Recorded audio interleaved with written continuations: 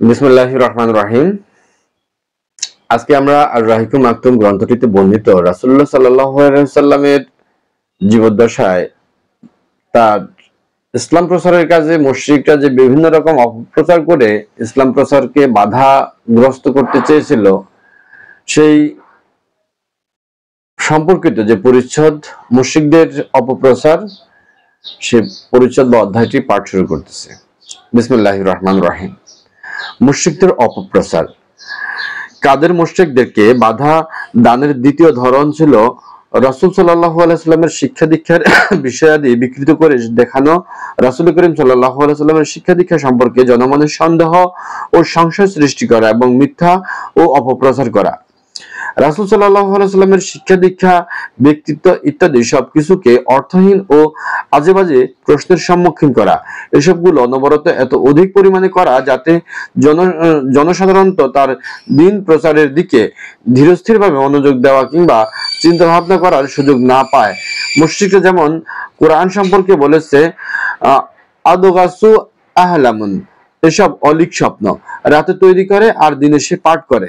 তারা বলতো বাল ইফতারাহু, সে মিথ্যা উদ্ভাবন করেছে, তথা সে নিজের পক্ষ থেকে বানিয়েছে। এবং তারা এও বলতো ইন্নামা ইউআল্লিমুহু বাশারুন, এক মানুষ তাকে তা শিখিয়ে দেয়। তারা বলতো ইন হাযা ইল্লা ইফকুন ইফতারাহু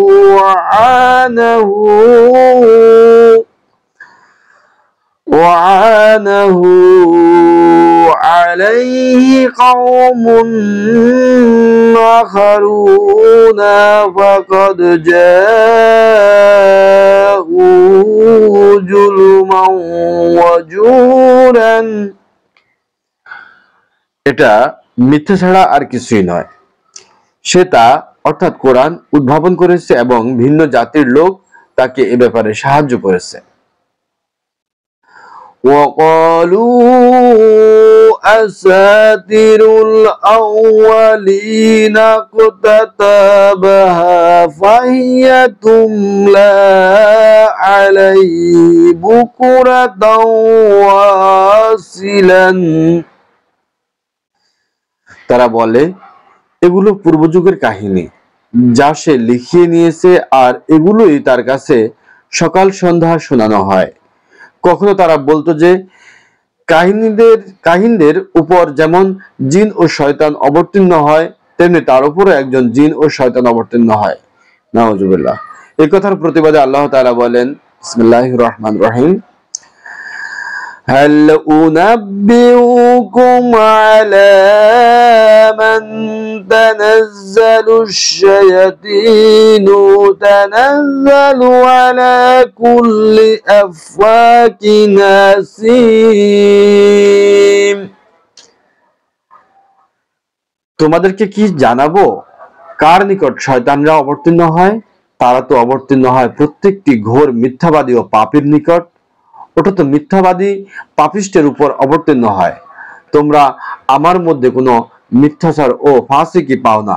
সুতরাং কোরআনকে কিভাবে তোমরা শয়তানের পক্ষ থেকে অবতীর্ণকৃত বলো? কখনো তারা রাসূল সাল্লাল্লাহু আলাইহি ওয়াসাল্লাম সম্পর্কে বলতো তাকে এক প্রকার পাগলামি পেয়েছে, সে কিছু খেয়াল করে, সে অনুযায়ী প্রজ্ঞাপূর্ণ শব্দ তৈরি করে, যেমন কবিরা করে থাকে। তাদের কথার উত্তরে আল্লাহ তাআলা বলেন, বিসমিল্লাহির রহমানির রহিম, আলাম তারা আন্নাহুম ফি কুল্লি ওয়াদিয়াহিমুনা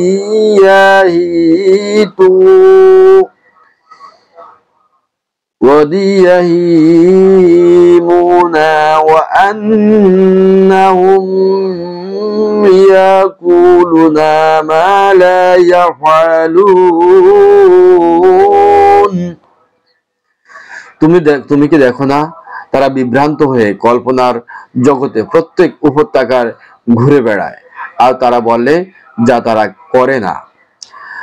আয়াতে কথিত গুণ তিনটি কবিদের মধ্যে পাওয়া যায়, কিন্তু রাসূল সাল্লাল্লাহু আলাইহি ওয়াসাল্লামের মধ্যে এগুলো অনুপস্থিত। তার অনুসারীগণ হলেন হেদায়েত প্রাপ্ত, আল্লাহ ভীরু, সৎকর্মশীল। তাদের চরিত্রে কাজে কর্মে সব ক্ষেত্রে তাদেরকে কোনো প্রকার বিভ্রান্তি স্পর্শ করেনি।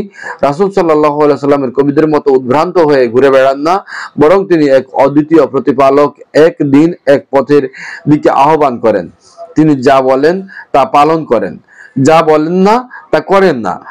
তবে তিনি কিভাবে কবিদের অন্তর্ভুক্ত হতে পারেন আর কবিদের সঙ্গে তার তুলনাই বা কিভাবে দেয়া যায়? মুশরিকদের পক্ষ থেকে ইসলাম, কোরআন ও রাসূল সাল্লাল্লাহু আলাইহি সাল্লামের উপর আরোপিত প্রত্যেক সন্দেহের ক্ষেত্রে এভাবে সন্তোষজনক উত্তর দান করা হয়। মুশরিকরা সবচেয়ে বেশি সন্দেহী ছিল প্রথমত আল্লাহর একত্ববাদ বিষয়ে, দ্বিতীয়ত মহানবী সাল্লাল্লাহু আলাইহি সাল্লামের নবুয়ত রিসালাতে, তৃতীয়ত মৃতদের পুনরুজ্জীবিত হওয়া ও কিয়ামত দিবসে হাসরের ময়দানে একত্রিত হওয়া নিয়ে। পবিত্র আল কোরআন তাওহীদ বিষয়ে তাদের সমস্ত প্রকার সন্দেহের যথোপযুক্ত উত্তর তো দিয়েছেই, বরং অনেক ক্ষেত্রে বেশি ও বিস্তারিত আকারে আলোচনা করেছে, যাতে কোনো সন্দেহের অবকাশ না থাকে। শুধু তাই নয়, তাদের বাতিল মাবুদের অসারতা সম্পর্কে এত বেশি সমালোচনা করেছে যে এ বিষয়ে আর কোনো সমালোচনার অবকাশ নেই।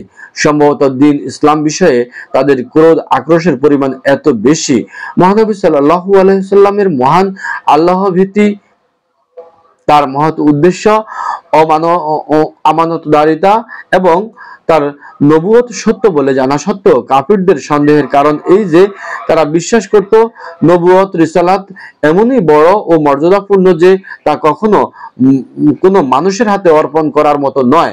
সুতরাং তাদের আকীদা বিশ্বাস মতে যেমন কোনো মানুষ রাসূল হতে পারে না, তেমনি কোনো রাসূল কখনো মানুষ হতে পারে না।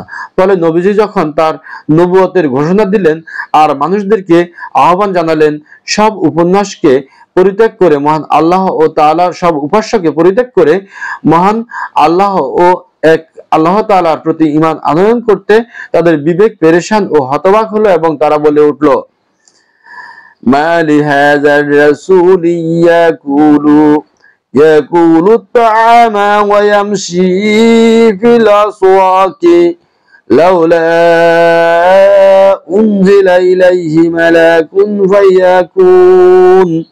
ফায়াকুনা মাআহু নাযীরান।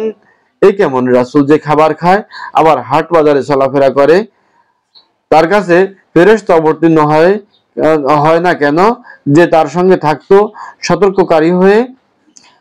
ইযা ক্বালু মা আনজালাল্লাহু আলা বাশারিন মিন শাইইন, তারা বলল মুহাম্মদ তো মানুষ, আল্লাহ কেন মানুষের কাছে কোনো কিছুই অবতীর্ণ করেননি। তাদের এই দাবি খণ্ডন করে আল্লাহ তাআলা বলেন, قل من أنزل الكتاب الذي جاء به موسى نورا وهدى للناس, বলো তাহলে ওই গ্রন্থ কে অবতীর্ণ করেছিলেন যা নিয়ে এসেছিলেন মূসা, যা ছিল মানুষের জন্য আলোকবর্তিকা ও সঠিক পথের দিশারি? অথচ তারা জানে আল্লাহ তাআলা নবী মূসা আলাইহিস সালাম মানুষ ছিলেন। তাছাড়া পূর্ববর্তী নবী রাসূলকে তার জাতি অস্বীকার করে বলতো, ওয়ালু ইন আনতুম ইল্লা বাশারুম মিসলুনা তুরিদুনা আন তাসুদ্দুনা আম্মা কানা ইয়াবুদু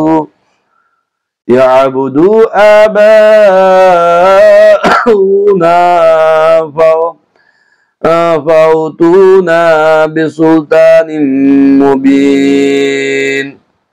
قالت لهم رسولهم إن نحن إلا بشر مثلكم ولكن الله يمن على من يشاء من عباده. তুমি আমাদের মতোই মানুষ বই তো নও। তাদের রাসূলগণ তাদেরকে বলেছিল, যদিও আমরা তোমাদের মতোই মানুষ ব্যতীত নই, কিন্তু আল্লাহ তার বান্দাদের মধ্যে যার উপর ইচ্ছা অনুগ্রহ করেন। সুতরাং নবী রাসূল তো মানুষই হয়ে থাকে, আর রিসালাত ও মানবত্ব, এই উভয়ের কোনো তফাৎ নেই। তাদের জন্য রয়েছে যে ইব্রাহিম, ইসমাইল, মুসা আলাইহিস সালাম তারা সবাই মানুষ ও নবী ছিলেন, যে ব্যাপারে তাদের সন্দেহের কোনো সুযোগ নেই। কাজেই তারা বলে, আল্লাহ এই দরিদ্র ইয়াতিম ব্যতীত রিসালাতের দায়িত্ব দেওয়ার মতো আর কাউকে পেলেন না যে তাকেই রাসূল করে পাঠাতে হবে। আল্লাহ তাআলা মক্কার বড় বড় জাদরেল নেতাদের না বানিয়ে এই ইয়াতিমকেই রাসূল মনোনীত করলেন। وقالوا لولا نزل هذا القرآن على رسول من القريتين عظيم। আর তারা বলে, এই কোরআন কেন অবতীর্ণ করা হলো না দু জনপদের কোন প্রতিপত্তিশালী ব্যক্তির উপর? আল্লাহ তাআলা তাদের যুক্তি খণ্ডন করে বলেন, আহুম ইয়াকসিমুনা ওয়া রাহমাত রাব্বিকা, তারা কি তোমার প্রতিপালকের রহমত বন্টন করে? নিশ্চয়ই ওহি আল্লাহ তাআলার এক বিশেষ রহমত। হাত্তা নুতা বিসলামা উতিয়া রাসূলুল্লাহি আল্লাহু আ'লামু হাইসু ইয়াজআলু রিসালাতাহু, নবুয়তের দায়িত্ব কার উপর অর্পণ করবেন তা আল্লাহ তাআলা ভালোভাবেই অবগত। আল্লাহ তাআলার পক্ষ থেকে তাদের অমূলক সন্দেহের দাঁত ভাঙা জবাব পেয়ে উপায়ন্তর না দেখে তারা আরেকটি বিষয়ে সন্দেহ পোষণ করলো। তা হলো, তারা বলল, রাসূলগণ হবেন দুনিয়ার রাজা, তার থাকবে শত শত গোলাম ও পরিচারক বৃন্দু দ্বারা পরিবেষ্টিত। তাদের জীবন হবে অত্যন্ত জাঁকজমকপূর্ণ ও শান শওকতপূর্ণ। তাদেরকে দেওয়া হবে জীবন জীবিকার প্রাচুর্যতা। আর মুহাম্মদ সাল্লাল্লাহু আলাইহি সাল্লামের কি রয়েছে? সে জীবন ধারণের সামান্য বস্তুর জন্য বাজারে যায়, আবার সে দাবি করে যে সে কিনা আল্লাহ তাআলার প্রেরিত রাসূল। وقالوا ما لهذا الرسول يأكل الطعام ويمشي في الأسواق لولا أنزل إليه ملك فيكون معه نذيرا أو يلقى إليه كنز أو تكون له جنات يأكل منها وقال الظالمون إن تتبعون إلا رسولا مسحورا। তারা বলে, এ কেমন রাসূল যে খাবার খায় আর হাটে বাজারে চলাফেরা করে?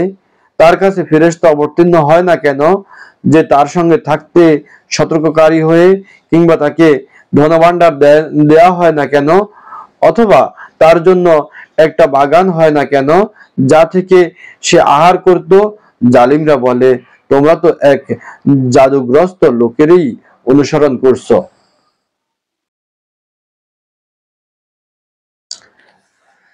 তাদের এই ভিত্তিহীন ও অমূলক সন্দেহের উপযুক্ত উত্তর দেওয়া হয়েছে আল্লাহ তাআলার পক্ষ থেকে। নবী রাসূল সাল্লাল্লাহু আলাইহি সাল্লাম প্রেরণের মহান উদ্দেশ্য হলো আল্লাহ তাআলার সুমহান কথাকে ছোট বড়, ধনী দরিদ্র, সবল দুর্বল, ইতর ভদ্র, স্বাধীন বা দাস নির্বিশেষে সমস্ত শ্রেণীর মানুষের নিকট পৌঁছে দেয়া। আর যদি ওইসব নবী রাসূল খুব শান শওকতপূর্ণ জীবন যাপন করেন, পরিবেষ্টিত থাকেন অসংখ্য খাদেম ও পরিচারক দ্বারা, যেরকম রাজাদের ক্ষেত্রে হয়ে থাকে, তবে তো দুর্বল ও দরিদ্র শ্রেণীর জনগণ তার ধারে কাছে পৌঁছতেও পারবে না এবং তার নবুয়ত রিসালাত থেকে কোনো উপকারও লাভ করতে পারবে না। অথচ এরাই হচ্ছে পৃথিবীর সংখ্যাগরিষ্ঠ জনগোষ্ঠী। ফলে রিসালাতের মহৎ উদ্দেশ্য ব্যাহত তো হবেই, উপযুক্ত উদ্দেশ্য পূরণ হবে না। আর তারা যে মৃত্যুর পর পুনরুত্থানের বিষয় অস্বীকার করে, তাদের এ বিষয়ে আশ্চর্য বোধ বেমানান মনে হওয়াও জ্ঞানের সীমাবদ্ধতা ছাড়া আর কিছুই নয়। তাই তারা বলে, أإذا متنا وكنا ترابا وعظاما أإنا لمبعوثون أو آباؤنا الأولون। আর আমাদের পূর্বপুরুষদেরকেও উঠানো হবে। আমরা যখন মরব এবং মাটিও হাড়ে পরিণত হব, তখনও কি আমাদেরকে আবার জীবিত করে উঠানো হবে? তারা এও বলে যে আইযা মিতনা ওয়া কুন্না তুরাবান যালিকা রাজউন বাঈদ। এ ফিরে যাওয়াটা তো বহু দূরের ব্যাপার। তারা নিতান্ত একটা অদ্ভুত বিষয় সাব্যস্ত করে বলে وقال الذين كفروا هل ندلكم على رسول ينبئكم إذا مزقتم كل ممزق إنكم لفي خلق جديد أفترى على الله كذبا أم به جنة بل الذين لا يؤمنون بالآخرة في العذاب والضلال البعيد। কাফিরগণ বলে, তোমাদেরকে কি আমরা এমন একজন লোকের সন্ধান দেব যে তোমাদেরকে খবর দেয় যে তোমরা ছিন্ন ভিন্ন হয়ে গেলেও তোমাদেরকে নতুন ভাবে সৃষ্টি করা হবে? সে আল্লাহ সম্পর্কে মিথ্যে বলে, না হয় সে পাগল। বস্তুত যারা আখিরাতে বিশ্বাস করে না তারাই শাস্তি এবং সুদূর গোমরাহিতে পড়ে আছে। তাদের কেউ এই কবিতায় চরণ আবৃত্তি করে, অর্থ মৃত্যুবরণ, অতঃপর পুনরুজ্জীবন লাভ, আবার একত্রীকরণ। হে উম্মে আম্মার, এটা তো কল্প কাহিনী ব্যতীত আর কিছুই নয়। তাদের এই দাবিকে চোখে আঙ্গুল দিয়ে দেখিয়ে খণ্ডন করা হয়েছে। বাস্তব অবস্থা এমন দেখা যায় যে জালিম তার জুলুমের প্রতিফলন না ভোগ করেই মারা যায়। অত্যাচারিত ব্যক্তি আর অত্যাচারের বদলা না পেয়ে শেষ নিঃশ্বাস ত্যাগ করে। সৎকর্মশীল ব্যক্তি আর সৎকর্মের প্রতিদান প্রাপ্ত হওয়ার পূর্বেই দুনিয়া ছেড়ে পরপারে চলে যায়। নিকৃষ্ট পাপী তার পাপের প্রতিফল আস্বাদ করার পূর্বেই মৃত্যু মুখে পতিত হয়।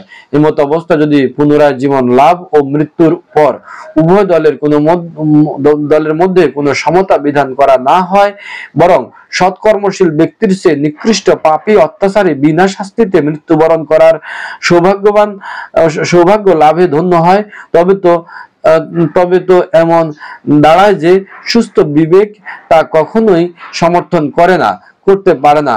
আল্লাহ তাআলা তার এই বিশ্ব ব্রহ্মাণ্ডতে শুধু ফিতনা ফাসাদের আখড়ায় পরিণত করার নিমিত্তে পরিচালিত করেছেন না। তাই আল্লাহ তাআলা বললেন, আফানাজআলুল মুসলিমিনা কাল মুজরিমিনা মা লাকুম কাইফা তাহকুমুন। আমি কি আত্মসমর্পণকারীদেরকে অপরাধীদের মতো গণ্য করব? তোমাদের কি হয়েছে? তোমরা কেমন ভাবে বিচার করে সিদ্ধান্ত দিচ্ছ? আম তাজালুল লাযিনা আমানু ওয়া আমিলুস সালিহাতি কাল মুফসিদিনা ফিল আরদি আম নাজআলুল মুত্তাকিনা কাল ফুজ্জার। যারা ঈমান আনে আর সৎ কাজ করে তাদেরকে কি আমি ওদের মতো করব যারা দুনিয়াতে ফাসাদ সৃষ্টি করে? মুত্তাকিদের কি আমি অপরাধীদের মতো গণ্য করব? আম হাসিবাল্লাযীনা ইজতারাহু ওয়াস-শায়াতিন